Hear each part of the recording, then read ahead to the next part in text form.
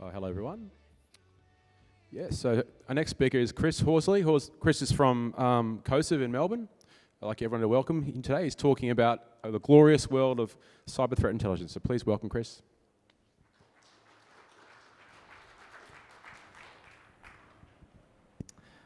Hello. Yes, my name is Chris Horsley from COSIV, and today I wanted to talk about a topic which has been dear to my heart for, well, next year I think is 20 years since I got into the cybersecurity industry.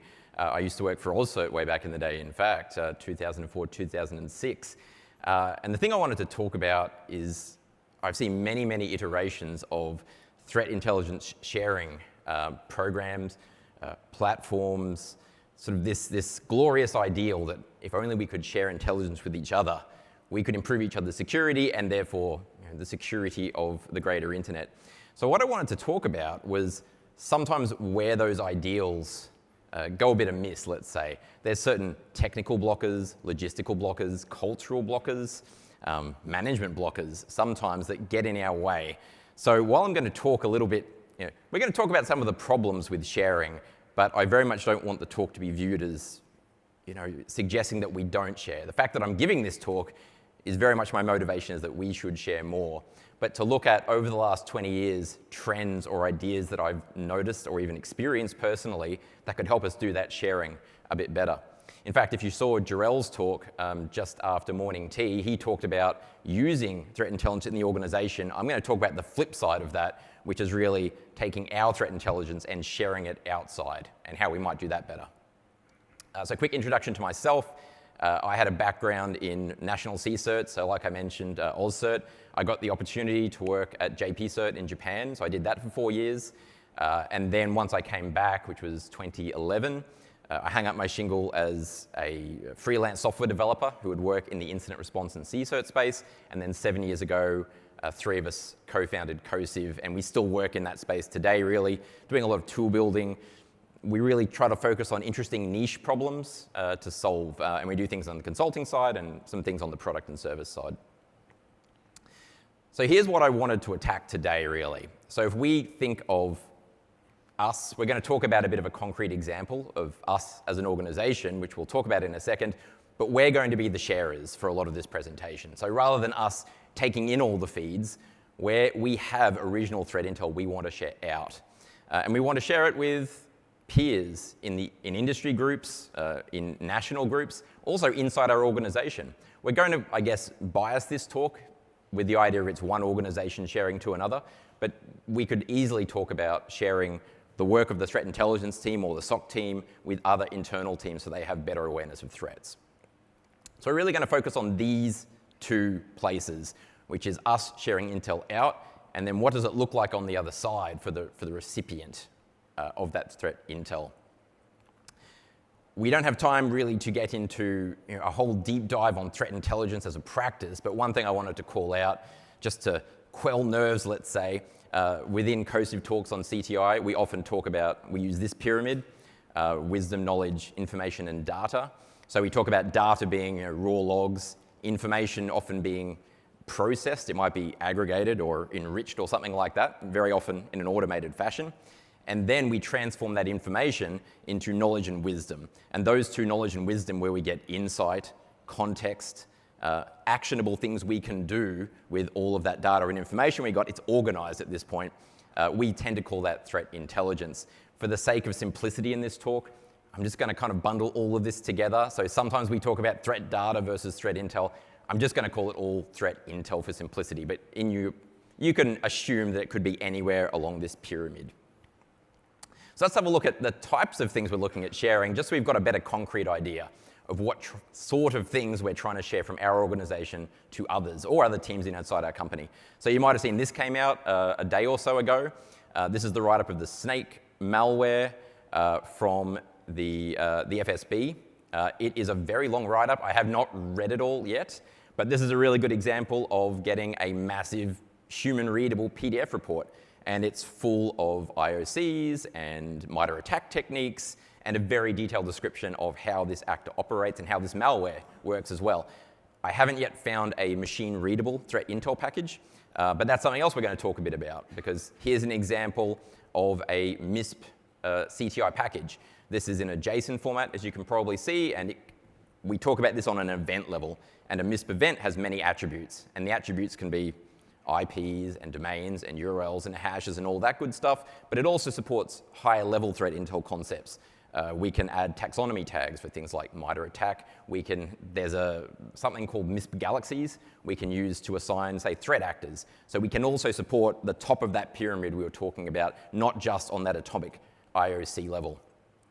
Here's an example of a STIX package, also JSON, but it uses a bit of a different philosophy. It uses the idea of a threat graph. So it uses relationships between objects, which might be a threat actor, running a campaign, which result in incidents. The incidents use a particular malware family. The malware has indicators of compromise. Indicators of compromise have hashes. So you can imagine, well, we'll see it in a second, that you can build a graph to see exactly how this threat unfolds, both technically and in terms of its organization and attribution. A very quick reminder of, I guess, the concept of what good threat intelligence should be. Actionable, people need to be able to do something with it on their end. And we see a lot of, let's say, threat data and threat intel feeds where it's hard to take action. Jarell made a really good point this morning in the sense of we've just got this big list of IPs. What do we do with them? What do they mean if we go and find them somewhere? It has to be timely. When we're talking about sharing threat intel, and we're going to talk about this again, it needs to be out the door relatively quickly. If we're sitting on it for a week or a month, it loses a lot of the relevancy, and people on the other end, they're not going to be able to use it for defense. It might be all over and taken down by the time they receive it. Contextual, we're going to hammer the point of context. So rather than talking about, again, that list of IPs, we're talking about how all of this stuff relates, what it all means, who's behind it, what are the patterns where maybe it's not this specific hash, but can I understand the tactics of the actor? Those things are harder to change than one specific hash or a specific IP address, let's say. Relevant. As we're sharing threat intelligence, we need to make sure that those receiving it aren't being drowned by stuff that has no meaning to them. So we have to think about that as we're sharing, and we'll talk a bit about how we might achieve that too. And accurate and evidence-based. This is often the trickiest one. As we're sharing, how are we going to assess the quality of what we're sharing to make sure that we haven't made any boo-boos, that it's an accurate picture, there's no false correlation in there, and that we can back it up with our findings. We often see feeds that, don't always get that rigor applied, and that's something that a sharee, somebody receiving this threat intel, has to take into account as well.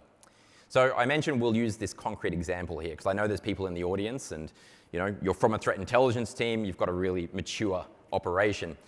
I'm going to talk about an organization that wants to get into threat intel sharing. So right now, they only have a SOC. They're doing a lot of incident response work. As they do their incident response investigation, they get a lot of findings. They find IOCs, they find TTPs and attack patterns. They capture all of this, and let's say, for argument's sake, they put all that in a wiki. So they've got these very detailed write-ups. This is original findings. Nobody else, to their knowledge, has seen this stuff. And they've got this motivation that they want to move from just handling this stuff internally to being able to share it with industry peers. And there's various reasons you might do that we'll get into, but this is their motivation. They're not threat intel specialists at this point, but they really want to be able to contribute back to communities because they get a lot of value from those communities as well. So keep that organization in mind. It's a greenfields threat intelligence program, we could say. That's an interesting place to begin. So let's have a look at a basic workflow for how we get from this incident. So on the left, we've got our SOC analyst that you can see. They've handled this incident. They might have spent a week or more really digging through the evidence that they uncovered during this incident that they handled. They've got all their findings in the wiki, as I mentioned, very detailed. Now they want to get to a point where they can somehow package this up and share it with others. So how they're going to accomplish that is the first question that they have. And then they want to be able to share it. And they want to be able to share that with various industry partners. Who that exactly is, they're not quite sure yet. But we'll get into how they could pick that as well. So this is the utopian vision, I guess, because drawing lines and boxes is always so lovely until horrible reality gets in our way. So I'm going to use that theme throughout this talk, in fact. I'm going to firstly we're going to talk about 3 different aspects of sharing threat intelligence. The first one we're going to talk about is that utopian vision. The angels here crowded around a laptop. Then we're going to talk about the bitter reality sometimes of doing this sharing, and we have a rather disgruntled-looking angel there, just dealing with the day-to-day logistical and fine-grained problems that come with this sort of threat sharing. And then we'll talk about, well, how do we solve some of those problems, some of those bitter reality problems, and maybe we can get a bit closer to at least a point, if not utopia, we can get to a point where we could actually share this threat intel. So I'll use these colors throughout and denote in slides which one we might be talking about here. So let's start on our diagram. You might remember that after our findings, we want to turn that into a package. So how are we going to do that?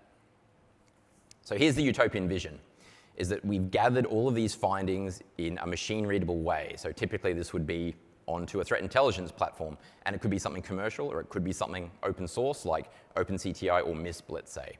And you've got all that data that's gone from your incident response findings into your threat intelligence platform. The other way you can do it, if you're foolish like me, is you can try to write a STIX package or a MISP package from scratch by hand, because you've got a very weird thing that you want to make. The other way is you've got programming libraries as well that obviously help you do this stuff. So yeah, you could handcraft, or let's say semi-automated craft the construction of this threat intel package so you can share it in a machine-readable format with others. Then we're going to build a threat graph. So I mentioned before, we're going to look at a threat graph just on the next slide, but we're going to look at, well, we've got all these findings, how do they all relate together? We can't just send people a big list of this stuff. It has to be structured somehow to tell the story so that others can understand it. If you're doing it long form, that PDF we were just looking at before, that snake malware, it's described in English, which is great for us analysts. Not so great for machines to parse and get it into tips on the other side of the fence. We also want to be able to start adding some higher level CTI. A classic here that's gained a lot of traction is MITRE ATT&CK. I'm guessing a lot of people in the room have played with that. If you haven't, it's a taxonomy which lets us pick IDs to describe threat actor behaviors. So some very popular ones, PowerShell. The use of PowerShell has an ID. The use of a command and control server has an ID. The use of the encryption of files, let's say in a ransomware case, that has an ID. So once we've gone through all these findings, we can assign all these IDs, and instantly somebody else has this sense of, okay, so how does that threat actor operate? That lets us do some interesting correlation and comparison, say between threat actor groups or between defensive weaknesses, let's say. And then we're going to send it all via pre-existing sharing mechanisms. So MISP has a whole bunch of automatic, it's built really for sharing. In the STIX world, we have things like Taxi. Of course, we have things like email as well. So that's the theory, is that we've got all these great tools. We're just going to hit a button, build a package, away it goes in an automated fashion. Here's an example of a really, really good STIX package. These are on the NCSC UK website. These are write-ups of various malware families. Don't worry too much about the detail, it's a bit small to see, but just to describe it, all those orange things are indicators of compromise that you see. All the blue things you see there are MITRE ATT&CK IDs. There's reports that are long form written for humans about the malware family. There's another report which is written about, how did this threat actor operate? One thing I love about this package, and you can go and check this out, this is an open source STIX viewer, by the way, so you can absolutely go to the NCSC website, look for these packages, load it into this viewer, and have a look yourself, rearrange the nodes, do whatever you like. This package has a lot of context added, and I have no doubt that NCSC spent a long time building it. And that comes to one of our first problems we're going to talk about, is time to build such a high quality package, because for each of those indicators, they're not just putting in malware hashes, they're describing what is the nature of the malware behind it. Is this a dropper? Is this something that would communicate out to a C2? How was it packed? What was the context that we found this malware in? How would you find it on the machine? So they've gone to a lot of lengths to not only describe technical indicators, but also describe the context of them. If I found one of these hashes, one of these IPs, what am I looking at? What are my courses of action that I could take against something like this? So this is a really, really good example, a utopian STIX package, I might call it. So now let's talk about the less than utopian side of the things. This is a MISP package I've made, and by the way, I could make an equally bad STIX package. I just wanted to compare and contrast two different ways of representing here. You see these a lot in public, particularly open source feeds. So the title of this thing, it's got a date and IP address list. There's no tagging, and it's just got IP after IP listed as the attributes. This is very common to see, and here there is so little context. Actually, I think Jarrell touched on this in his talk. When I give you this IP, there's an assumption that it's bad somehow, but looking at only this MISP event, you have no idea how it's bad. If I find it, does that mean I've just been ransomwared? Or does it mean that somebody's been scanning me for SSH on the internet? Those are two entirely different threats, and this really doesn't tell me the answer to that. Quite often, for some feeds, the context is implied by the feed. Often not a great strategy because people forget what the feed was originally set up for. It might be entirely about tracking people who are doing SSH scanning, but that kind of gets lost in translation over time. So the package should be self-contained. This one really isn't. Like I said, this was manufactured to sort of illustrate the point. So the next problems we have if we want to generate that one-click CTI package we're going to share with everyone, do you have a tip? So our team, our 4 intrepid SOC analysts, they don't really have any of this tooling yet. So they don't have a button they can click. They have a wiki with some really excellently documented findings, but they don't have a central place where they can build a threat graph yet. That might be something they need in the future. Even when we have that tip, how clean is the data? Are we just going to start pulling in feeds from everywhere, which might go from excellent to fairly low quality? How are we going to isolate the things that we do want to share out that belong to us and only us and our original threat until we want to share it again? How well do we curate that? So once we start building a threat graph, how do we isolate and curate the things in our research versus all of the other threat feeds that are around the place? We don't want to mix those things together and start pushing out other people's feeds as a part of our intelligence package. And how we're doing correlation. So correlation is a really interesting one. We're going to talk about that for a second. So here's this grand concept, utopian vision for tips. I'm going to bring in all these feeds. They're going to have IPs, hashes, threat actor names, MITRE attack IDs. My tip, whether it's open source or commercial, has a graph engine in the background. So it's going to bring things in, and it's going to find automatically correlations. So we can correlate on hash, we can correlate on IP. What we often see is 2 feeds, different representations of the same threat. If you can combine them together, we get a much better picture of the threat as a whole. So this is a classic. We've got on the left this thing called blackguard malware. It's imaginary. It's indicating a command and control IOC on this 88.88.88.88. On the right, we've got something called knave malware, another command and control server. So as an analyst, we might look at this graph, or an automated system in particular, which doesn't know any better, might go, that's a correlation. I'm going to group these things together. That's original threat intelligence out the door. The problem is, when I show some dates on it, we see that the blackguard malware is from this year, and the knave malware is from 8 years ago. And this is a very common thing we see, is that the IP was on a VPS host or a cloud hosting provider. They get turnover quite often of maybe a day. That IP is gone. So this sort of correlation on the IP address it could give you immense insight. Very often it gives you a false correlation. And if we were to build a package predicated on the fact that this is the correlation, we might be entirely wrong. So while we have these graph engines that do automatic correlation, we run that risk without analysts actually eyeballing this stuff and getting deep insight into these packages. We're going to publish something that's not going to help people. And I've seen blog posts where a finding basically had this fundamental error. There was an IP address, and we assumed that this malware and this malware were operated by the same crew.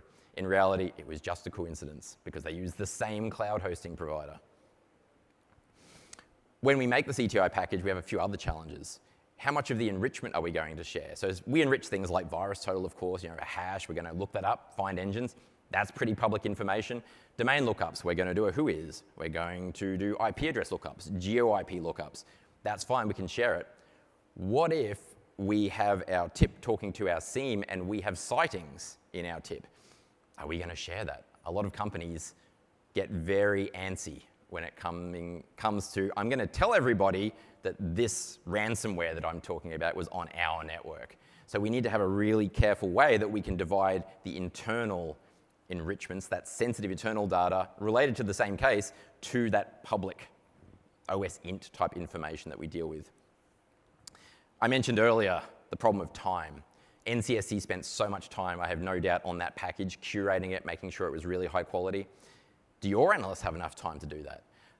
before a package goes out the door, you definitely want to have a second analyst, a second set of eyes, independently reviewing from the fundamentals. Let's say that correlation we were looking at just before was in there.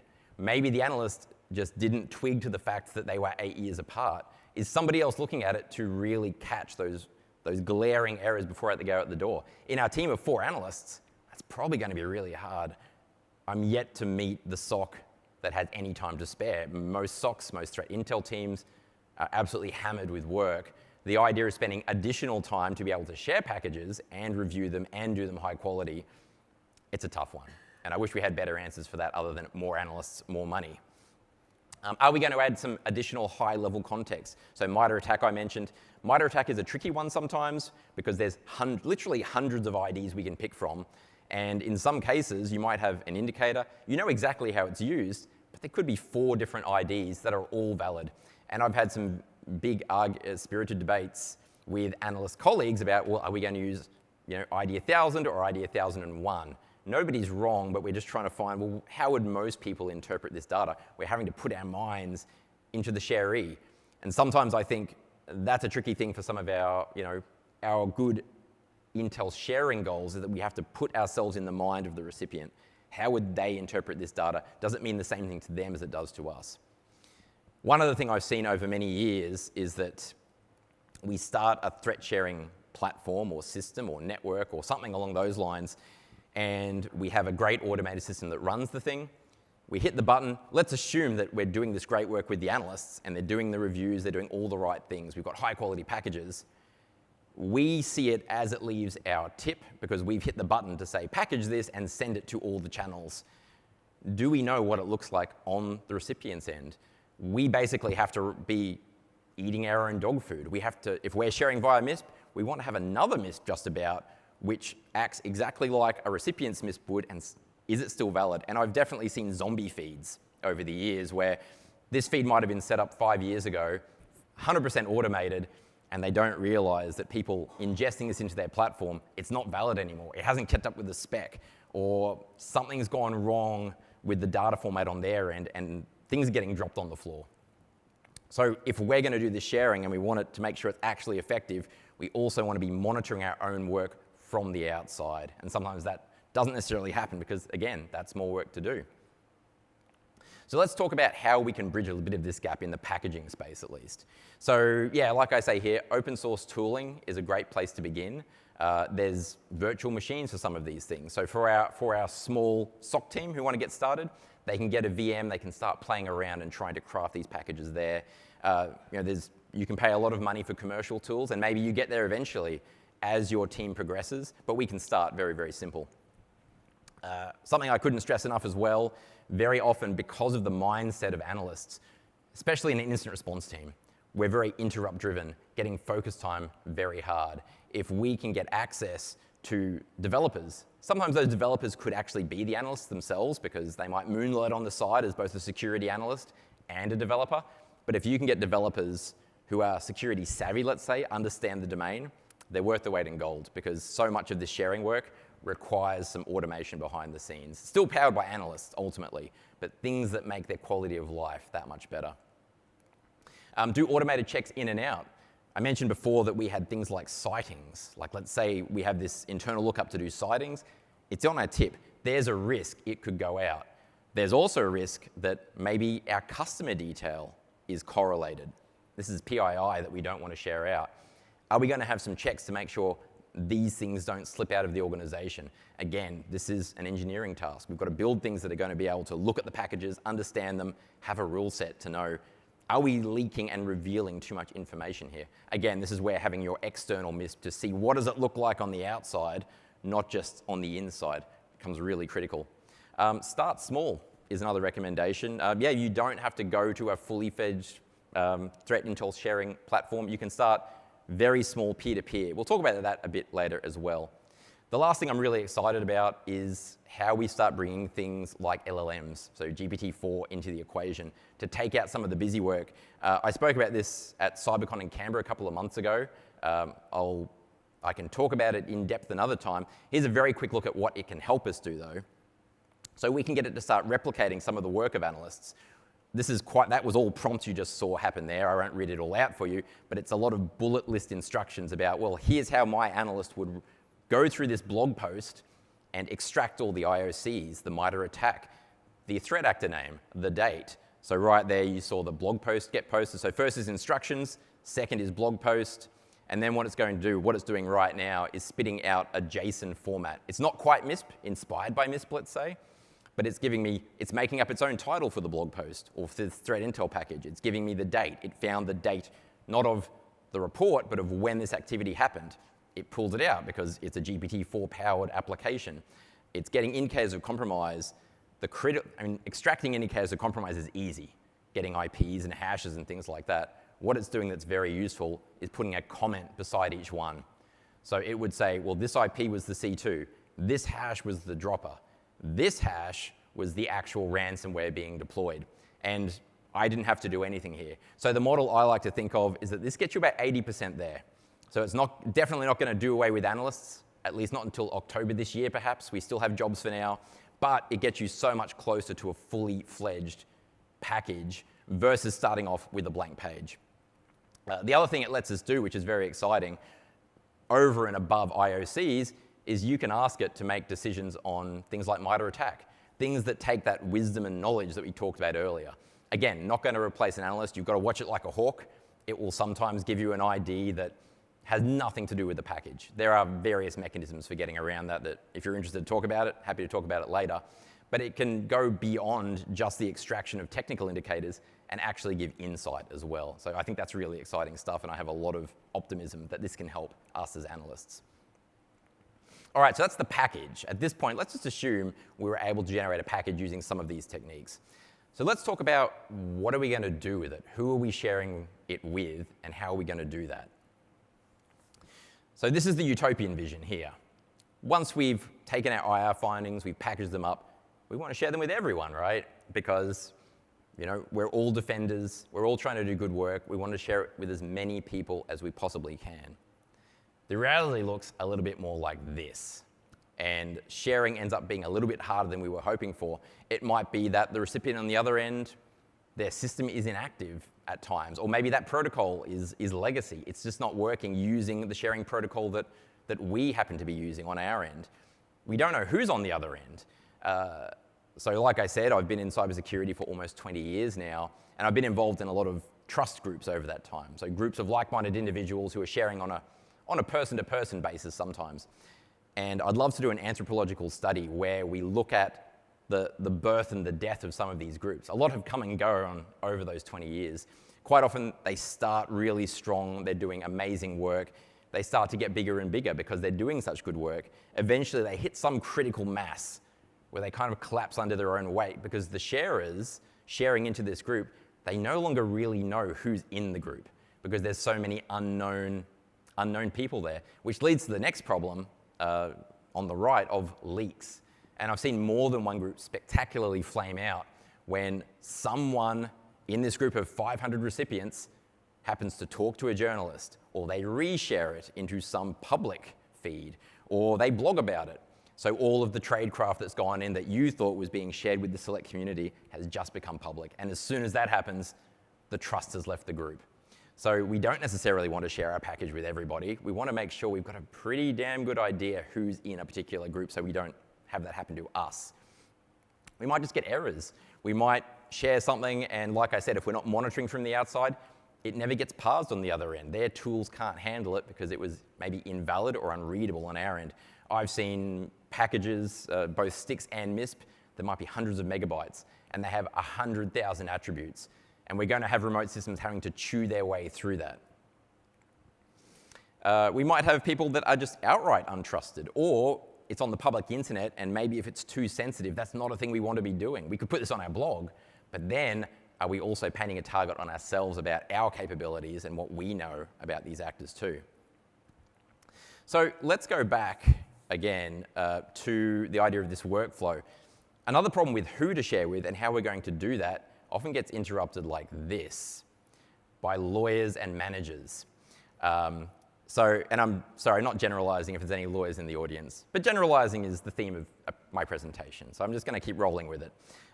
You often see the analysts themselves, they absolutely see the value in sharing because they get all this value from their peers, they want to share, they want to get feedback, they want to learn more. But if we're spending a day or two building, reviewing a package, that might cost thousands of dollars in opportunity costs for the enterprise. And the managers might say, hey, can you prove that there's value in us sharing?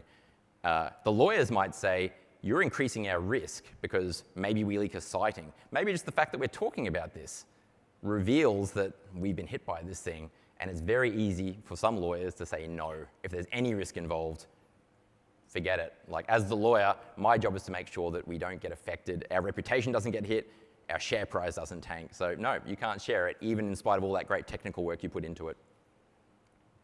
So yeah, managers and lawyers can get spooked here. We've got to sort of maybe try to front run that a little bit. What happens if we share stuff which proves to be bad? So the classic you see are something like a piece of malware happens to use Google's DNS resolver, which is a benign piece of infrastructure, but it can be used by goodies and baddies alike. We put it in our threat intel package because, yeah, the malware definitely used Google's DNS. But what if one of the recipients on the other end, they don't consider the context and they just put it on their block list? And all of a sudden they're blocking Google's DNS and things break. And they complain to us, they complain to our management, and they say, hey, how could you share this thing with me? You didn't tell me I wasn't supposed to block this thing. That's a risk we could run. So we, again, need to think a little bit about, well, how are we going to mark things? Do we just not include it at all? Do we just make sure that these things are always 100% blockable and bad? Yeah, and like I said earlier, what happens if we out ourselves as compromised? So there's various bits beyond the technical, which are more the cultural challenges, the management challenges, the risk challenges of sharing these types of packages. Are we getting return for all this precious, precious analyst time we're spending building good quality packages? All right, so what can we do about a few of these things?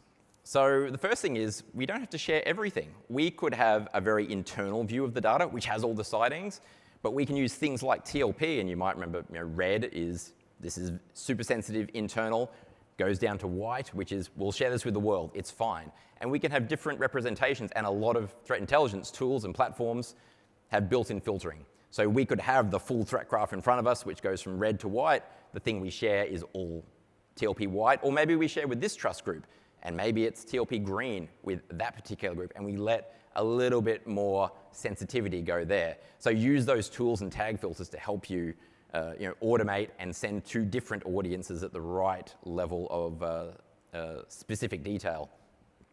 Start very small. There are some big sharing groups out there. You don't have to start with those. You don't have to go all or nothing. You could start just by developing one-to-one relationships. Test your theories about how to build good threat intel. This conference is the perfect place to do it. When you find people who have those similar interests, maybe they're also in the SOC and trying to work out how to do better sharing. Maybe just do it peer-to-peer to start with. It doesn't have to be big. This will let you sort of test those ideas, and you can gradually step it up. Start with one-to-one, then go to a small trust group, go to a bigger trust group, then go to maybe a national level sharing group as well over time. I mentioned that workflow earlier, where we went from analyst all the way through to sharing.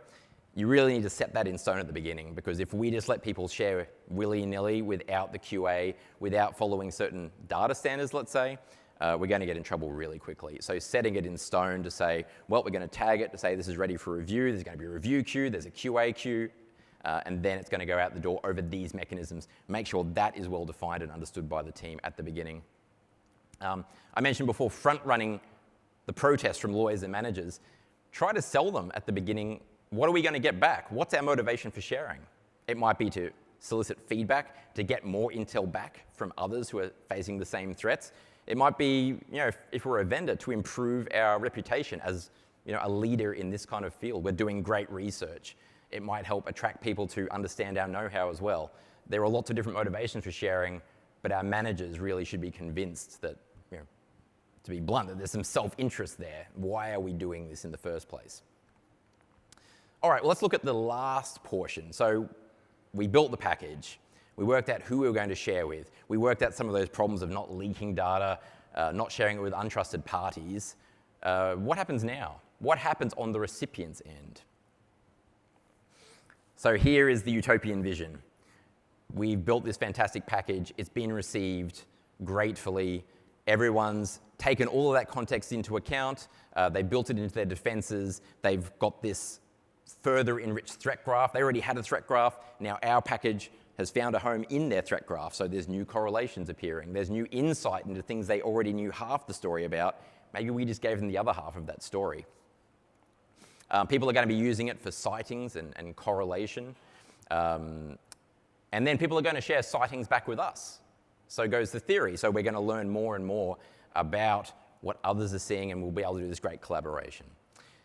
So how does that tend to work in practice? I think the biggest challenge we deal with is that there is a huge variation maturity, certainly right now. And we have some shops that are really well funded, have excellent senior analysts, have spent a lot of money on threat intelligence platforms, on some amazing commercial feeds. And they're doing threat intel as a practice really, really well. But it goes all the way down to organizations that might have nothing more than email to work with. What are they going to do with these packages? Are they going to eyeball them and copy and paste the IPs and the hashes? That's what some places actually have to do. If it's important enough to them, they'll have an analyst copying and pasting things, say, into their SIEM, into their watch list to see how they can do it. So we have to try to see how we can, we spent all this time building the package. We certainly want to make sure people are actually getting use out of it. Some things we can do there. So I would strongly suggest talking to the recipients. Sometimes I think maybe as technologists generally, we get caught up in the idea of automation and machine-to-machine sharing. But really, I love to have a human layer on top of that. So maybe while our tips are sharing back and forth with one another, we also have a human relationship behind it. And there's some excellent trust groups. Like I said, at the conference, you bump into all these people. Find out what they're struggling with. Is there anything I can do with my Intel package that would help them make more sense of it? Maybe they were just blocking every single indicator I added. Well, maybe I can help train them a little bit to make sure they don't do that. Maybe I can have a different version of my Intel package which doesn't mention the things that are actually benign that they would never want to block. If you're offering multiple threat feeds, some places just can't handle volume. Some places have, like I said, amazing systems, amazing levels of automation. They can handle high volumes. Other places, they're dealing with email. If you send them one package a day, that's a lot of work for them. So try to split out your feeds. Maybe this one is very low volume, but it's high confidence and high value. Maybe this other feed over here is high value, low confidence, and we're assuming the people at the other end are going to be able to do the quality assurance themselves to make sure that they're not taking the wrong actions on these Intel packages. One thing I'd urge, and I think as human beings, it's so easy for us to think more is better. And you see quite often that the KPI of the threat intel program is the more packages we share, the better. And we want to see an ever upticking graph of intel shared. Personally, I would love to get one amazing threat intel package per month, which gives me brand new insight on a threat I had no idea about, versus 1,000 a day, which are garden variety things like SSH scanning or maybe phishing attacks that don't affect me or my brand. Adding context, I hammered the context point a bit. It does take time, like I said, but I think we also have things like LLMs that are going to help us at least get started and help analysts to understand how we can add those sorts of context. Adding courses of action. The example I like to use of courses of action. So I can share a domain with you, but what is the course of action for you to counteract this domain? Sometimes it's a compromised WordPress site, and the domain is only an indicator of compromise for as long as the site is compromised. It might be 2 days.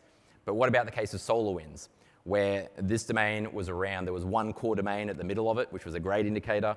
It was around for years. So I just want to basically have that in my block list forever. 2 very different courses of action here and have 2 very different implications, but they're both basically domains. So if I can't somehow flag that in the package, this distinction, it's going to be much harder for people to actually take an action about it on their end. And like I said, cultivate human sharing as well. So that's about all I had, but my parting thoughts really would be, if you have nothing today, don't feel like you have to go to the all-singing, all-dancing level of automation and tips and big sharing networks. Start one-to-one. Start simple. They don't even have to be machine-generated packages. just share intel the way we used to with English. LLMs, like I said, helping a lot with those sorts of things. But yeah, and as well as the technical challenges, see if you can front run some of those non-technical barriers to sharing as well. So otherwise, thank you very much.